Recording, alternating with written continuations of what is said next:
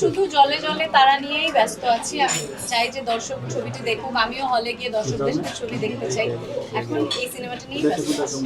আমি এটা সবসময় বলি যে অভিনয়টা আমার ফুল টাইম প্রফেশন না, আমার একটা ফুল টাইম চাকরি আছে, তার পাশাপাশি আমি অভিনয়টা করি, যার কারণে আমি সবসময় খুব কম কাজ করতে পারি। কিন্তু মানে যেটুকুই করেছি দর্শকের ভালোবাসা পেয়েছি, আশা করি সামনেও সেরকম ভালো গল্প চরিত্র পেলে কাজ করে যাবে। এটা কোথায় কাজ করছি সেটা ম্যাটার করে না। আমার মনে হয় যে যদি ভালো একটা গল্প পাই, যদি ভালো একটা চরিত্র পাই, মন দিয়ে কাজটা করার চেষ্টা করি। মানে কোন জিওগ্রাফিক্যাল লোকেশনে দাঁড়িয়ে বসে কাজটা করছি সেটা ম্যাটার করে।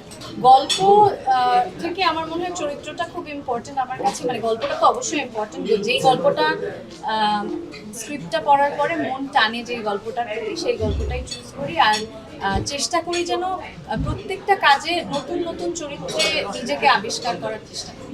জলে জলে তারা একটি কমার্শিয়াল সিনেমা, একদম অ্যাবসলিউট